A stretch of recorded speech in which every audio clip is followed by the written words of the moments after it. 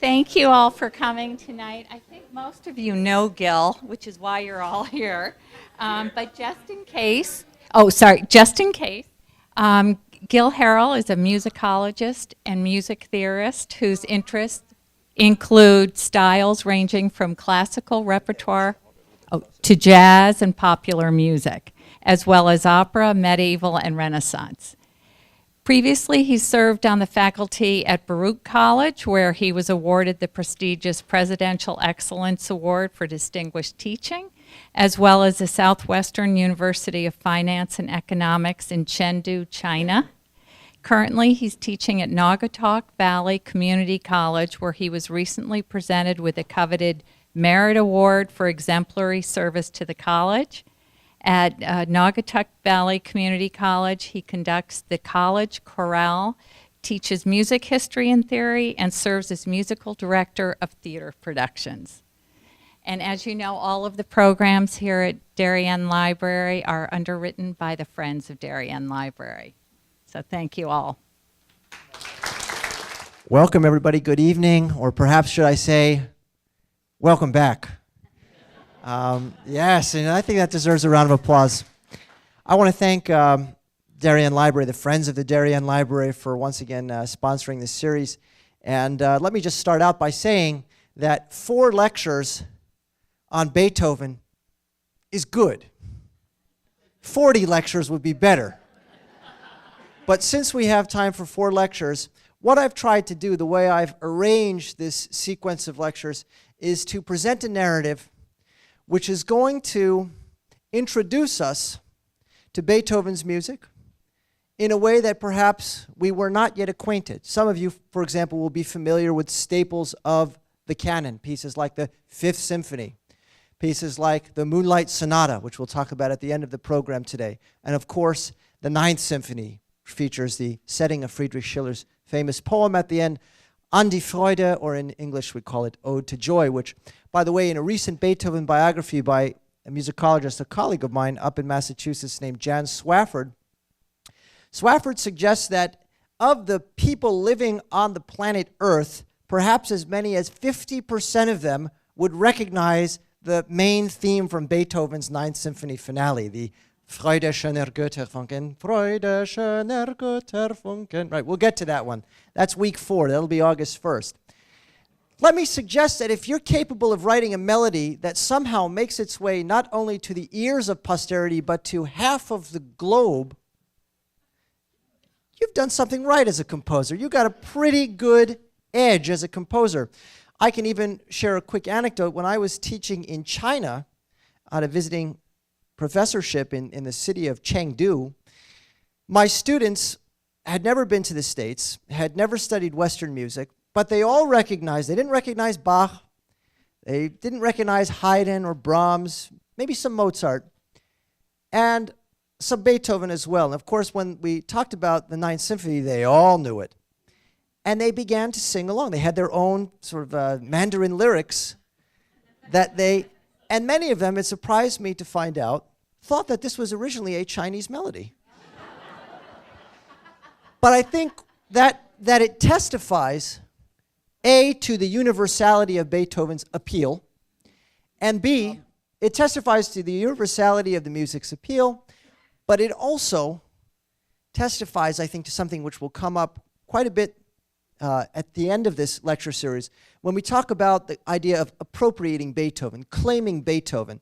Many of you know that during the Second World War, the main motif from the Fifth Symphony, that sequence of 3 short notes plus a long note, which historians and musicologists often refer to as the fate motif, was used as a signal in Morse code because 3 short taps plus a long equals V, and V, of course, is for victory.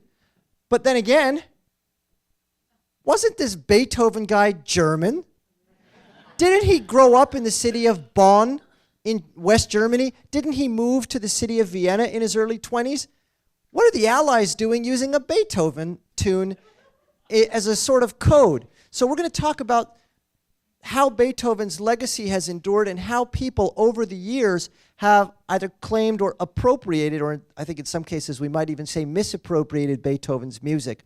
And again, all of this we put under the umbrella of Beethoven's appeal, his universal, iconic status as perhaps the most recognizable composer in the entire Western canon.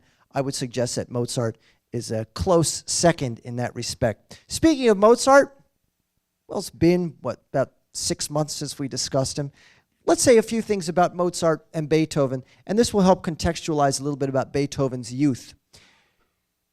Beethoven grew up during a period that historians refer to as the period of the Enlightenment. The late 18th century was, in many ways, a very progressive period for Western Europe. Of course, a lot of that progress was undermined and marginalized at the end of the century with the French Revolution. Not the revolution itself in 1789, but rather the aftermath, the violence, the social upheaval. And we're going to talk about that next week when we look at Beethoven's Eroica Symphony. The Eroica Symphony, as many of you know, Symphony number 3, considered a watershed for Beethoven, not just for Beethoven, but for music history in general. This is one of those landmark pieces where you listen to it and you get to the end and you look down and see the hair standing up on your arms and you realize you're not in Kansas anymore.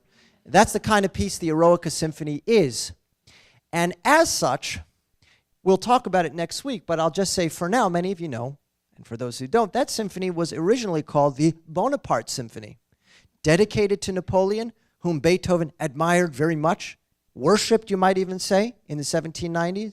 But what did Napoleon do in the first decade of the 19th century? Well, he put a crown on his head, and he declared himself emperor. And for Beethoven, this was a very bitter betrayal. In fact, Beethoven would eventually get so flustered when he was told of Napoleon's crowning himself emperor, he apparently said to Stefan von Breuning, his assistant, he said, "So he too is just another mortal." In other words, he had placed all this faith, all this hope in Napoleon, and Napoleon had dashed those hopes. So this is a time that you might describe as very tumultuous. Society is changing. When we talk about music of the Enlightenment, we often point to the symphony because it's a product of the Enlightenment. Music in this period, say 1750 to 1790, tends to have a few features, and we're going to see some of those features today, so it's worth discussing. These are features we associate more with Mozart, but we also associate them with early Beethoven. So I want to spend 5 to 10 minutes talking about it, and we'll play some examples. When we get to the B-flat, by the way, please silence your phones.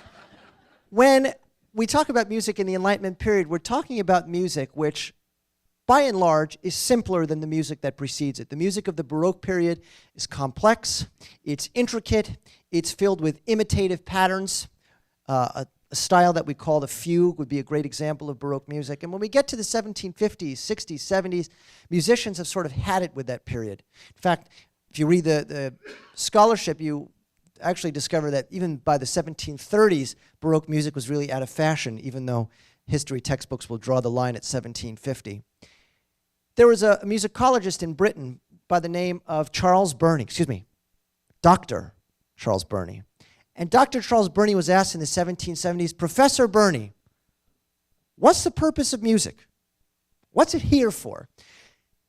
And Dr. Burney said, probably, I imagine him responding in a very cavalier way. He said, "Well, the purpose of music is to delight the senses and to entertain."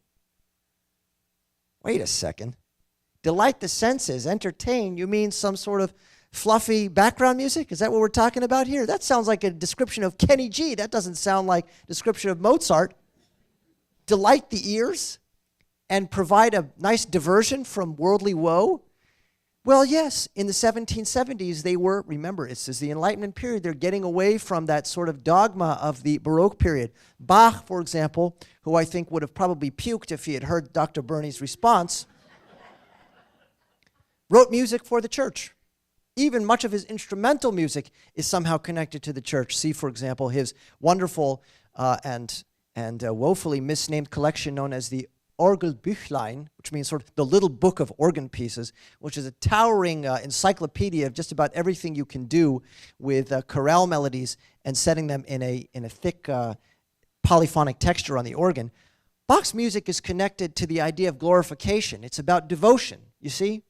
So this idea of music, which is meant to entertain and sort of provide us with a distraction seems to us preposterous today. And the reason it seems to us preposterous is because of Beethoven. Because Beethoven takes that Enlightenment idea of music existing as sort of a nice, light diversion, and he shatters it.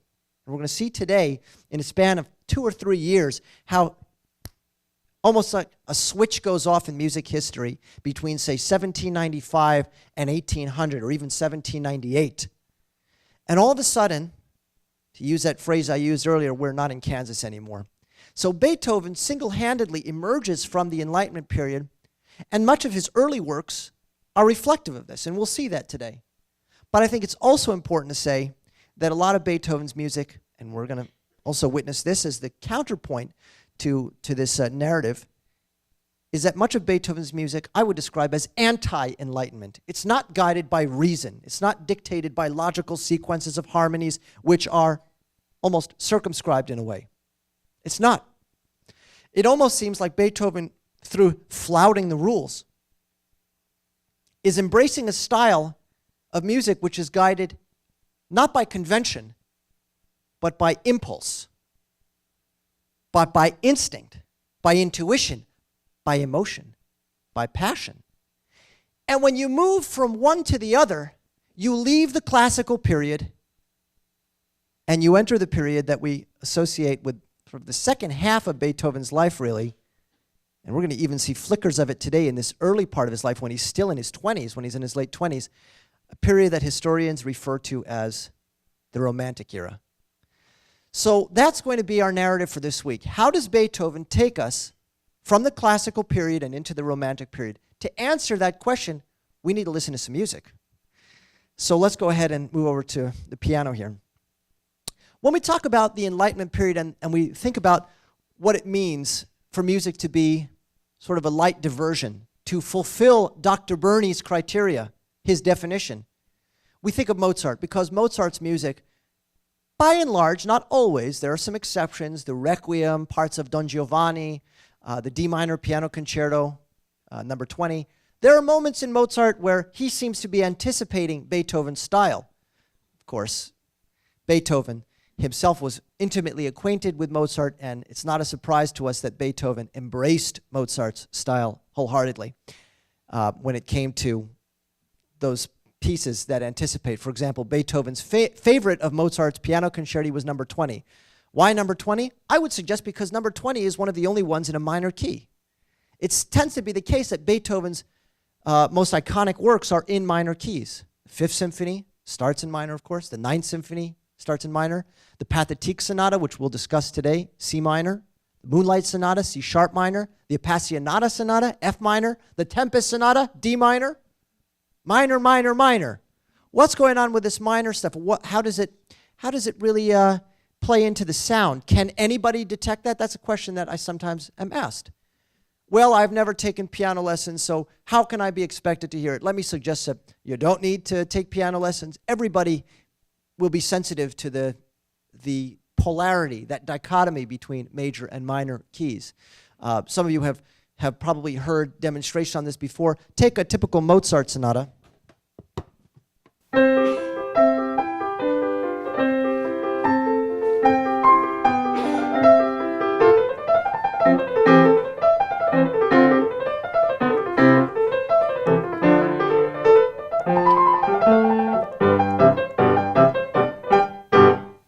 Let's say I take that and I play it in a minor key. What would the intro sound like? Something like this.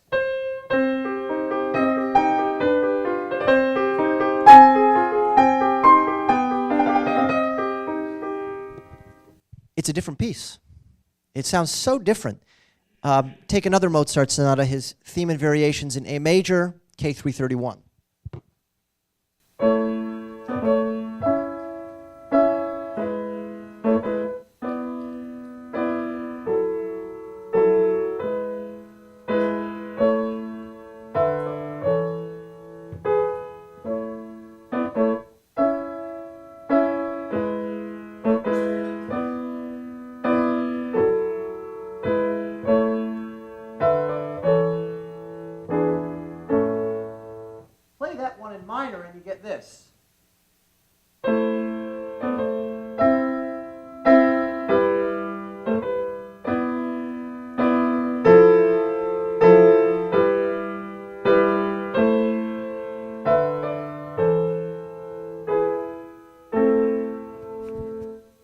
it's a totally different sound. Now, when we talk about classical music, music from 1750 to 1820, let's say, and we talk about Haydn and Mozart and some of the lesser-known composers from this period, for example, Bach's sons, especially his youngest son fits into this period, J.C. Bach, Johann Christian Bach. Would it surprise you to learn that the overwhelming majority of their music is in major keys? Remember, if the point is to delight the ear and to divert the senses, what's going to be better off doing that? Major keys, not even close. Major keys leave us traditionally, in the Western world at least, feeling a sense of calm, a sense of satisfaction, a sense of stability. Some might even say a happy sense. Those of you who are following the World Cup, which I imagine is many people in the room, you probably noticed that every game starts with a national anthem for both teams, and the national anthems are almost always in major keys, because if they weren't, you'd hear this.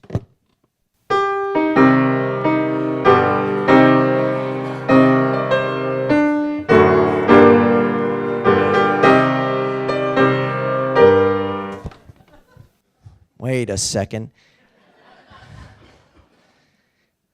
You see, most national anthems are going to be in major keys. Germany, France, Italy, you name it. The list goes on and on. Even the Russians are in a major key. You know, the Russians are in C major.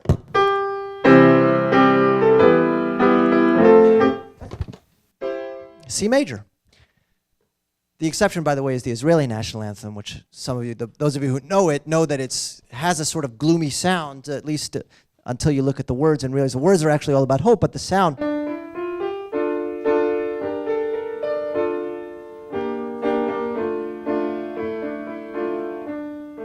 So that's an exception, but a rare exception.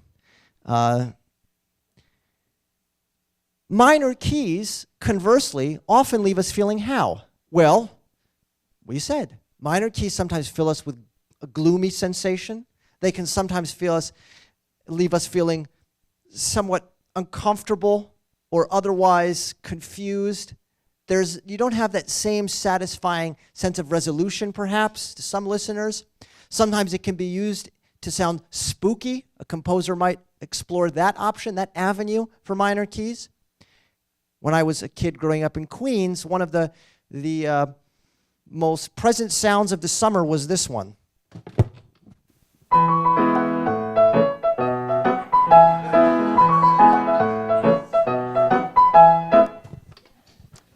Now, if that's how it sounds, what if you imagine if your kids were out playing in the neighborhood and you heard this?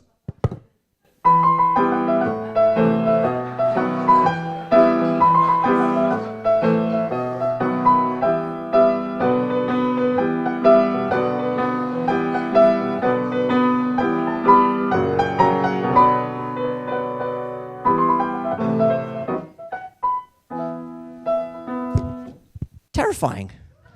Thank you. Terrifying. So this, the reason I'm spending so much time talking about what I'll call Beethoven's, sometimes it's called his minor mood, is that it's a really important factor. And this is one of the distinguishing things that I think anybody can pick up on. Classical music tends to be in major keys. Mozart, as we said in our last lecture series here, wrote 41 symphonies, 39 of which are in major keys, 27 piano concerti, 25 of which are in major keys. This obsession with major in the classical period is often tied to the idea that composers, because they wanted to please their audiences, favored a lighter sound. You hear this over and over again in the Mozart sonatas, right? Whether it's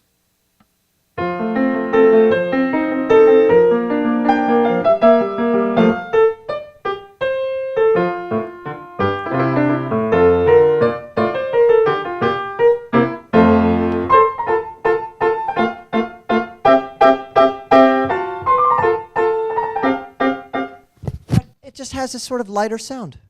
That is just the way it's going to appear to most listeners.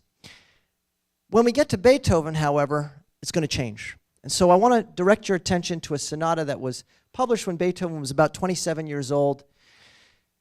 It's perhaps his first truly great sonata. He had written 7 of them actually at this point. He was already had established himself by the middle of the 1790s as one of the greatest pianists living in Vienna, but his reputation was just that. He was a pianist. He was an improviser. He was a virtuoso. He was the toast of any aristocrat who'd have him over for dinner, whether it was Prince Lichnowsky or some count or this baron or whoever would have him over. Beethoven would play. That was what he was known for. He was known as a performer, as an improviser. I think that it's fair to say that by the late 1790s, even though we're still in Beethoven's quote-unquote early period, Beethoven's music is often divided into 3 periods: early, middle, and late. Even though we're still in the early period, this piece seems to mark a watershed, the Pathétique Sonata in C minor. And one of the reasons, I think, is because of this breathtaking opening that Beethoven constructs. Now, what makes it so unique? Well, how are we doing on the video, by the way? Still coming. That's fine. It's all right. I can play just as well as Baron Boehm anyway. Just kidding, I can't. But I can try. So, the traditional sonata is supposed to begin with what we call an allegro tempo. In fact, the format from the classical period is what we know as sonata allegro form. In other words, when you start a piano sonata, you're supposed to start at a fast tempo. And Mozart sonatas do this almost completely consistently through the 19 piano sonatas. Beethoven, not so often. He's establishing a personality, you might say, asserting himself in a way, even by 1797, 98, in a way where he's flouting convention. He's defying the traditional approach to writing a sonata, and the way he does it here is really breathtaking. First of all, we start at a tempo which in the score is marked grave, which is the slowest possible tempo you can have. This is like the tempo equivalent to the heartbeat of a hibernating bear. It's very, very slow. On a metronome, by the way, it would probably be 40 beats per minute or thereabouts. And he has the pianist, he says, strike a chord in the low register of the piano register that Mozart would not have used because the pianos were just different. Mozart was in the grave for 7 years by the time this piece was published. And the piano would continue to develop really up until the 1820s, when it more or less resembled the one here. By the 1830s, it certainly did. So he asks the pianist to strike a C minor chord in the very low register, and he wants it to ring out. And then the first thing he gives us after that is what we call a diminished 7th chord. Now, crash course in music theory. This is going to be important. Of all the chords that a composer can use, the diminished 7th chord is the least stable. For the vocabulary of a musician living in that period, the diminished 7th chord is a chord that begs for resolution. It will sound hostile almost. It will sound dissonant, really, is the correct word. It will sound jarring, chaotic perhaps. And Beethoven uses this diminished chord over and over and over again in this introduction. Mozart will occasionally use them, usually in an ephemeral passage where he'll strike and then move off of it quickly. Beethoven asks the pianist to linger here. The intro goes a bit like this. We'll play it a few times so we can break down the first 4 measures, which at a grave tempo, by the way, 4 measures takes a long time. Feel just how much things have changed from Mozart. Nobody would listen to that. I think after some very rudimentary education in music from this period, you would listen to this and you would know it can't be Mozart. It simply can't. There are a few reasons why. Number one, Beethoven's use of all things, silence. Now, that's not something we talk about very often, because when you're analyzing music, you want to look at the notes. Ooh, what's the chord here? What's the dissonance? What's the suspension, etc. We don't look and say, ooh, look, a quarter note rest. It's a rest. There's simply nothing played there. But for Beethoven, these rests become enormously interesting moments, especially because they tend to come after these diminished 7th chords. And because those chords are so unstable and because they lead to some unresolved silence, what does it leave us as a listener feeling? We're on the edge of our seats. We want to know what the heck comes next. What key are we even in? And so we take this C minor chord and then we go from there to this, which is what we call a 7 diminished 7 of 5. So in other words, within the very first measure, Beethoven is leading us away from C minor. This will be a consistent feature of his music. This idea of taking the listener on a journey from one chord to perhaps a harmony that we don't anticipate, and we certainly, if we were living in the 1790s, could never anticipate, because nobody had done it before. If Mozart starts in C major, his first cadence is going to be to C major, and he's going to take us probably to G major after that. Beethoven is going to take us far afield, and we'll see that even in this very early piece. So we have this pattern which is repeated 3 times, and then all of a sudden, it moves. Sorry.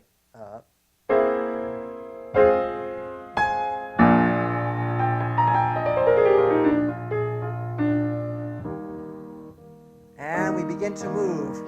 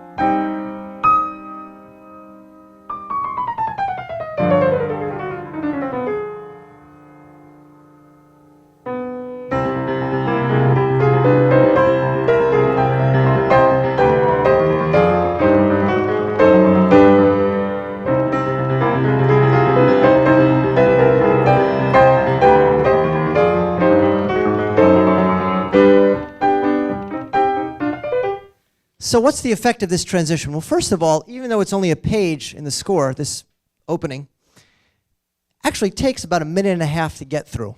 So you've got a total of 8 measures or so, and it takes 1.5 minutes to get through that. And again, we chalk this up to Beethoven's clever use of silence, these pregnant pauses you might think of, and this grave tempo, which you almost never see in other composers, certainly in the classical period. Remember, if music's supposed to be light and a nice diversion and pleasant to the ears, you're not going to have a tempo of 40 beats per minute.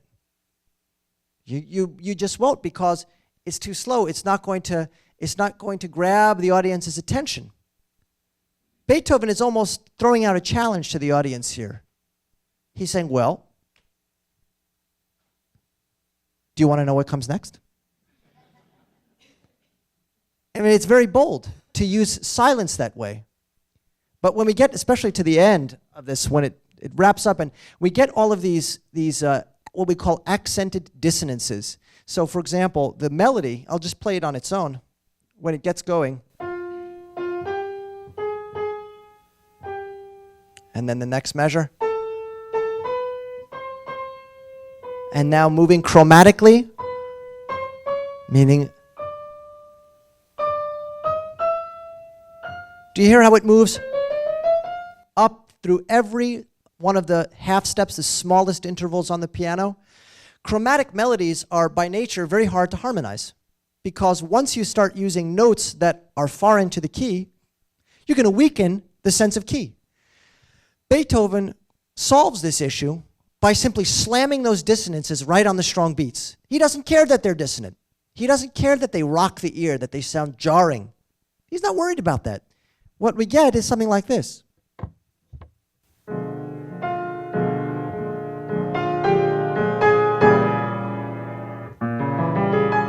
that? This is the wrong note. It's supposed to be. He's not worried about having that dissonance right on the strong beat. It resolves. Again.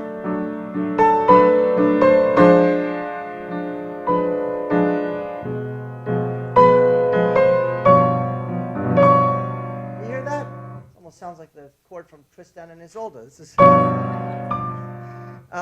it's just So that's the wrong note in the right hand. And Beethoven's not only giving us the wrong note, he wants it in octaves. Double it so that it's very pronounced. And finally, as we're climbing chromatically, we have this.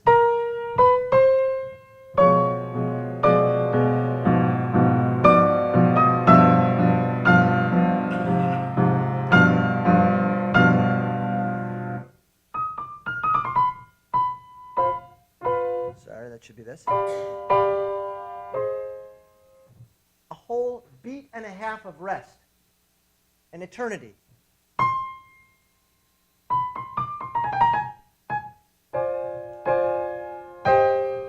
Hold.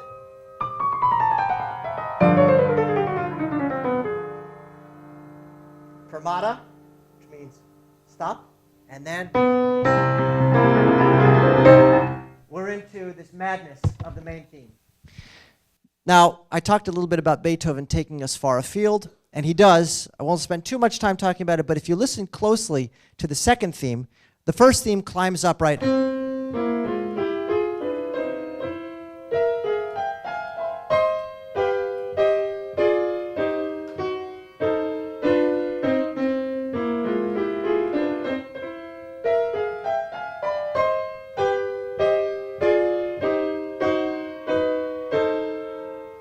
When we get to the second theme, Beethoven's going to ask the pianist to cross left hand over right hand to achieve the execution of the melody. It looks a bit like this.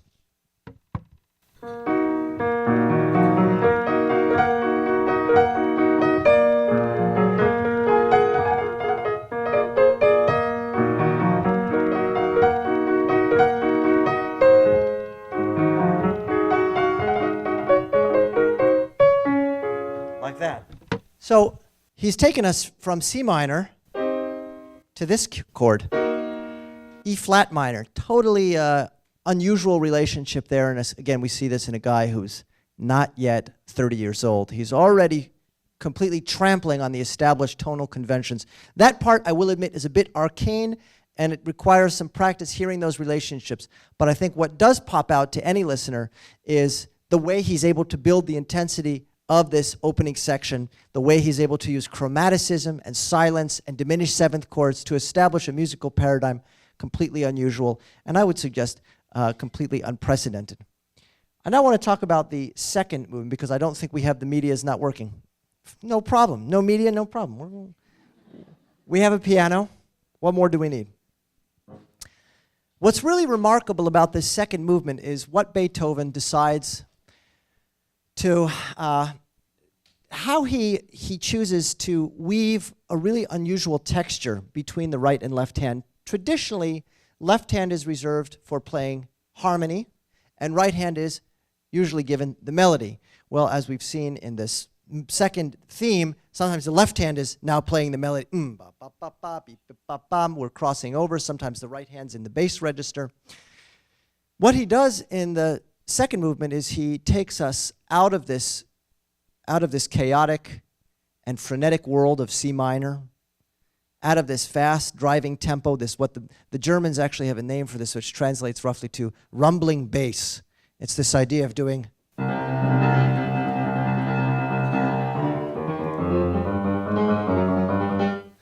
right, we might call it a tremolo bass, but again in German, a rumbling bass. He takes us out of that world.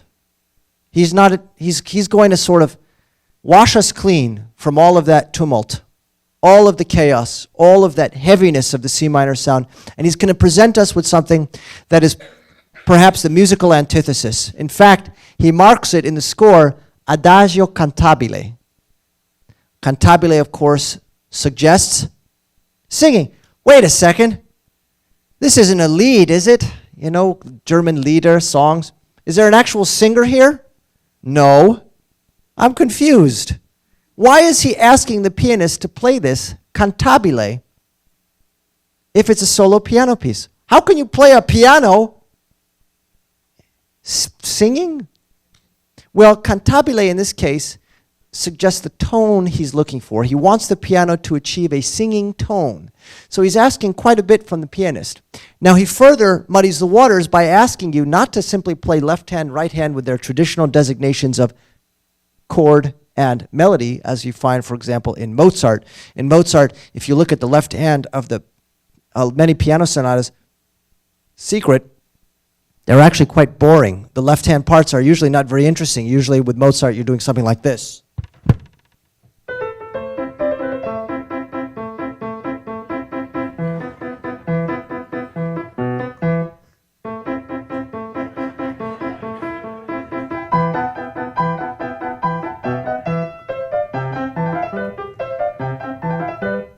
So those left-hand parts tend to be fairly simple. With Mozart, either you're just playing a chord, or sometimes you're doing what's called an Alberti bass line. Who's this Alberti guy anyway? Well, Alberti turns out was a one-hit wonder of sorts in the 1760s who pioneered this piano technique of creating chords, and instead of doing this, you simply alternate the notes. And we call that type of bass line an Alberti bass line, and they are universal with Mozart's music and also with Beethoven's, as we'll see at the end of the program. With Mozart, it might sound something like this.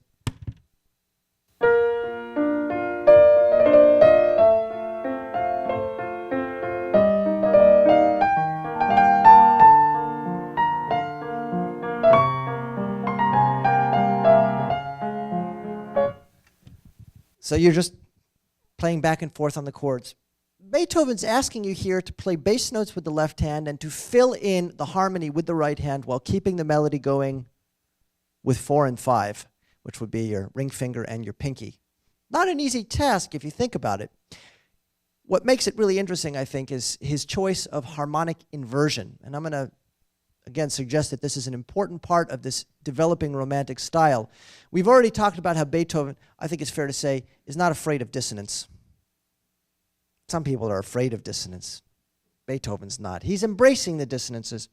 And what he does here to start is really remarkable. In the very first measure, he gives us what you might think of as a wrong note in the left hand. This is what Mozart might have done with it.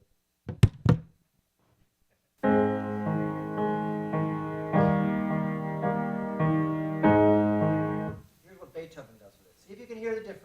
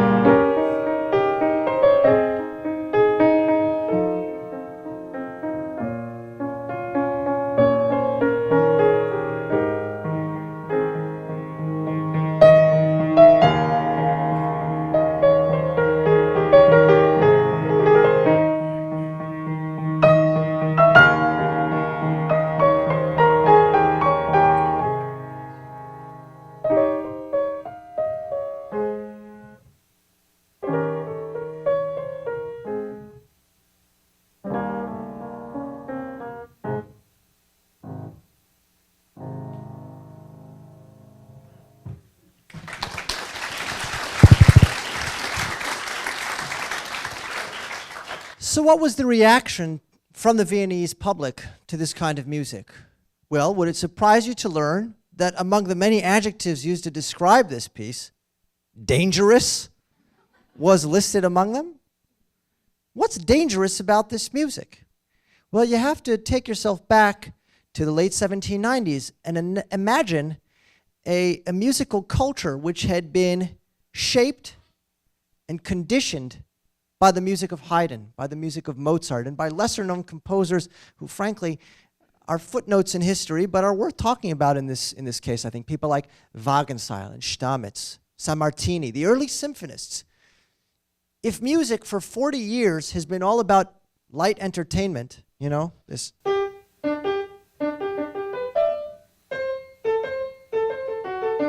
sort of music, which is meant to be accompany your Sachertorte and cafe after dinner in the, you know, sculpted gardens of your palatial estate on the banks of the river, the Danube, then maybe what we just heard is going to shock you.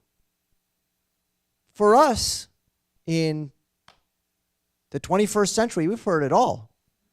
And for my next trick, I'm going to play Mozart in the style of Stravinsky.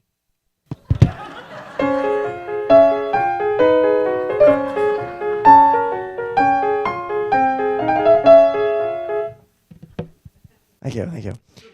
We've heard it all, haven't we? We heard it all. We've heard Schoenberg, we've heard Stravinsky, we've heard Berg, Weber, and Boulez. We've heard the 20th century, and that in itself is something that we could spend all night talking about. I'm not going to. What I will say is that for listeners in the late 1790s, what Beethoven was doing, the reason I think they perceived, some at least perceived this music as dangerous, was because they sensed in it a kind of unbridled, relentless passion.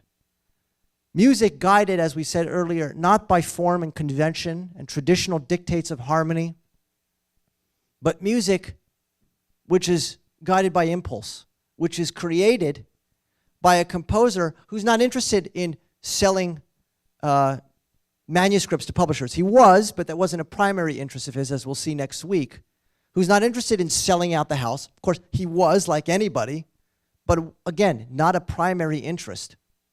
If you read Mozart's letters, what comes up quite a bit, especially in an exchange of letters with his father, he sent a flurry of letters in 1780 when he was working on Idomeneo, King of Crete. And he's talking to his father back and forth about how he has to work with the librettist to change this because they got to get the singers to be able to sing this quartet, and the singers didn't like it, so he has to rewrite it, and he's going to shape this soprano aria to make it better for... And you read it, you think Mozart's really thinking about the audience. That's really a primary concern. The audience, the patrons. One gets the sense that Beethoven is not. And we see that if you were to study music theory, you'd see, well, you look at these scores and they're filled with, not errors, but what we might think of as rule breaks, flouting of the established conventions and laws of music theory as had been, codified by various theorists and composers over the centuries. Beethoven's rewriting that book, you might say. And we see that peeking out in the Pathétique Sonata, again, 1797-98. At this point, by the way, I'll address the issue that I'm sure has been on many minds. Beethoven still has his hearing, and it's still, as far as we know, by 1797, at the age of 27 or so, his hearing is not yet deteriorating, and this is not really a factor. By the time he gets to his next piano sonata, I think of real note, the Moonlight Sonata, 1801, his hearing has probably started to deteriorate, although I think it's fair to say that he's still in denial until 1802. So Beethoven, born in December of 1770, that makes it sort of clunky to calculate how old he was at any given time, since he was basically born in 1771, right? He's born in the middle of December 1770. However, for just being expedient for that sake, I will refer to him as, say, for example, 32 at the age where his hearing started to go. I think it's fair to say that the evidence seems to suggest that even before that, his hearing was deteriorating. There's a story about him taking a walk in the Viennese suburbs with a friend, and there was loud music coming from a hunting party, and Beethoven was completely oblivious to it. And this friend of his noticed it and said something to Beethoven, well, don't you hear that awful clanging noise? And Beethoven became very flustered and upset and said something to the effect of, don't tease me, don't make fun of me, became very defensive. By 1801, Beethoven had developed something of the reputation of a curmudgeon. He was already known for being difficult to deal with. I think really 1790s, he's difficult to deal with. Just ask his old composition teacher. You might have heard of him. His name was Haydn. Haydn and Beethoven didn't get along very well. They were not a well-suited pair when they were studying together. Beethoven apparently, when asked to compose fresh assignments, would turn in old pieces he had written, and Haydn got wind of this and was not impressed. Haydn, for his part, thought very highly of Beethoven, but famously said that Beethoven would have trouble because he, I think the quote is something like, Beethoven bows to no man. And as we'll see next week, that's certainly the case. That personality begins to emerge more and more when the deafness becomes more intense, and Beethoven sort of says, you know what? I am not writing for me. I'm not writing for love of king or country or brothers or family or wife or children. I'm writing for posterity. He actually sort of writes this in a document in 1802 called the Heiligenstadt Testament.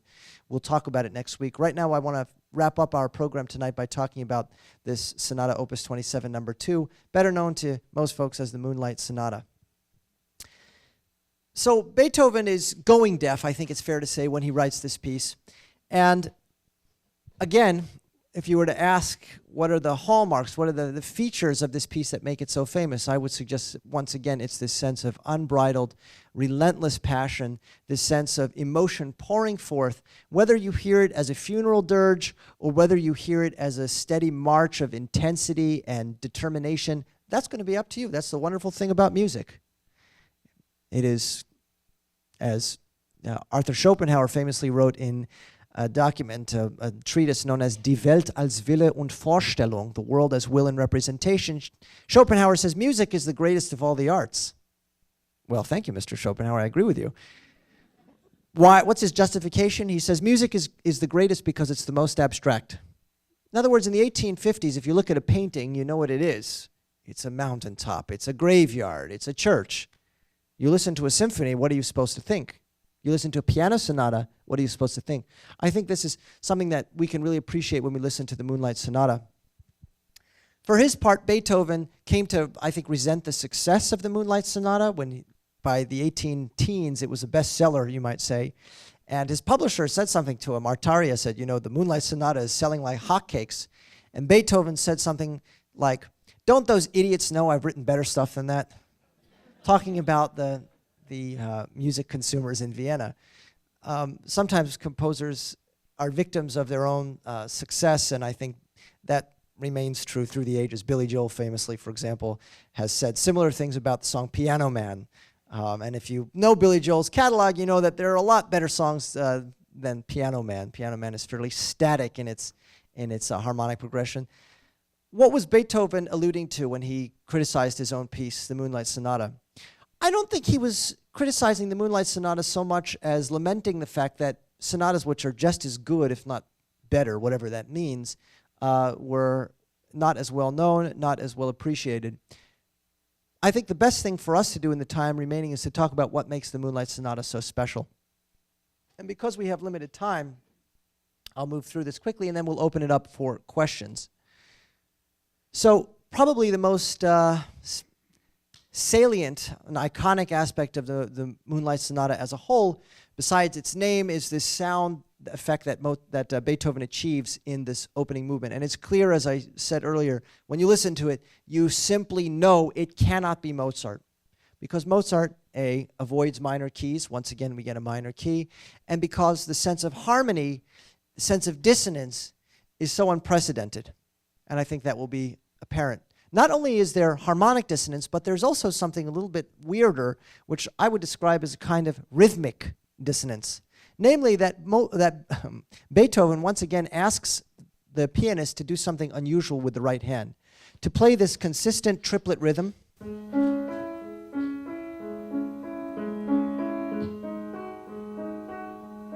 Which is very hypnotic and entrancing, and I'll play a little bit of it in a moment. Not only does he ask you to do that, he also wants you to play an extra note after the third triplet, like this.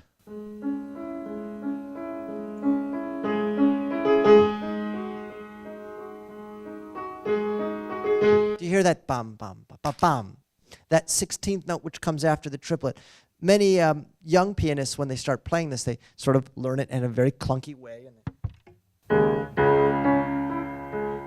then when they get going, it tends to sort of fall into place, but they often play the rhythm something like this.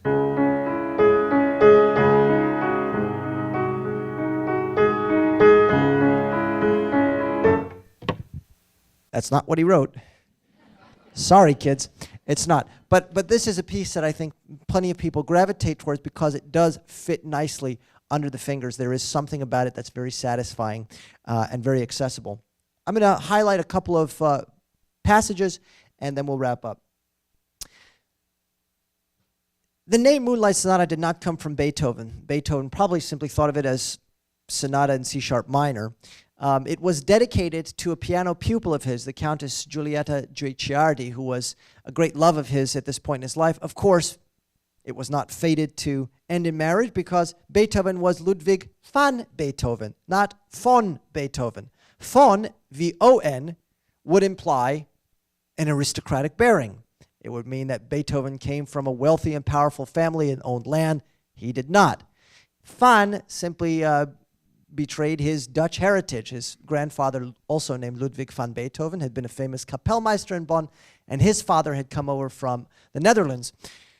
Now, people confused Beethoven over all the time. They thought of him as a noble because van and von that distinction may not have been apparent to everybody in Vienna. Let me suggest that Beethoven did absolutely nothing to clarify the situation.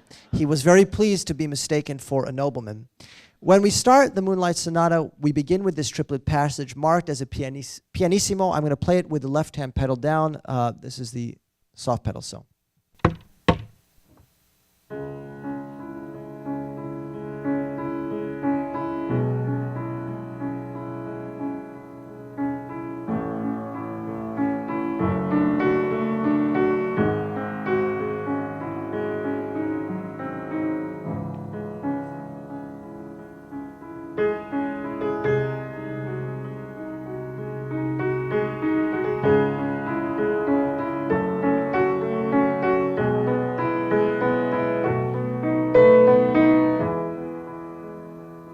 Notice the shift here. Mozart would not do that.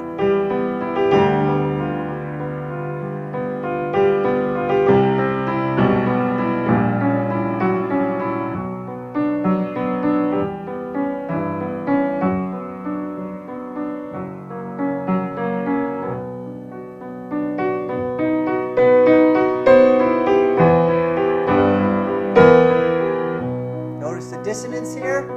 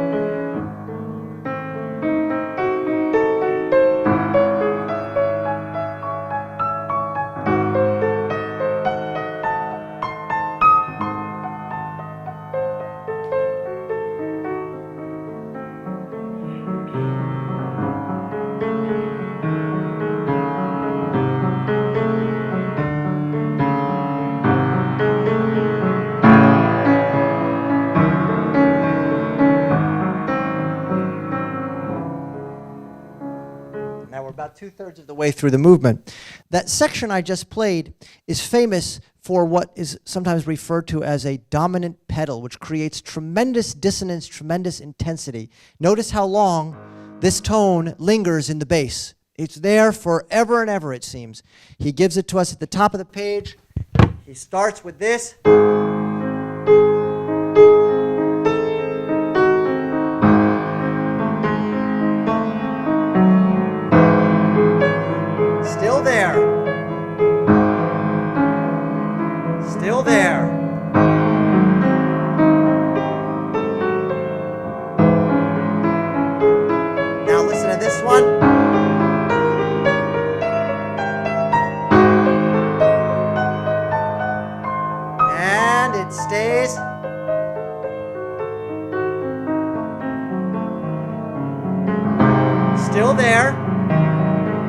still. Impossible distance. And finally.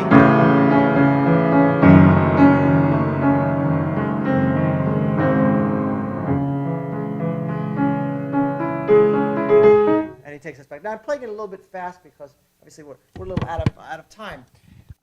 What we're going to talk about next week, I wanted to talk about a little bit about Beethoven's Symphony No. 1 with you today, just to provide sort of a counterpoint to this more progressive music we've been listening to. Symphony No. 1 is a very conservative piece in many ways, and I think for Beethoven, it's a tip of the hat to his teacher, Haydn. The opening of the symphony is very Haydnesque in the way it flirts with wrong harmonies and secondary dominant harmonies. But for the most part, Symphony No. 1 is a very classical piece. Beethoven's Opus 18 string quartets are very classical in style. They're very much indebted, I think, to the work of Haydn and Mozart. Next week, we're going to really talk about, we're going to enter a period where Beethoven, it's very clear he's no longer in any kind of juvenile or immature phase. Now, he's still experimenting, but the experiments are breathtaking in scope. They are ear-shattering in many ways in terms of how they move past convention. We're going to see this very clearly, I think, when we look at the Eroica Symphony, and we talk about how the Eroica, we'll have to pick and choose how much we can listen to, because the first movement is about 18 minutes long. There are entire Haydn symphonies that could easily be swallowed up in the first movement.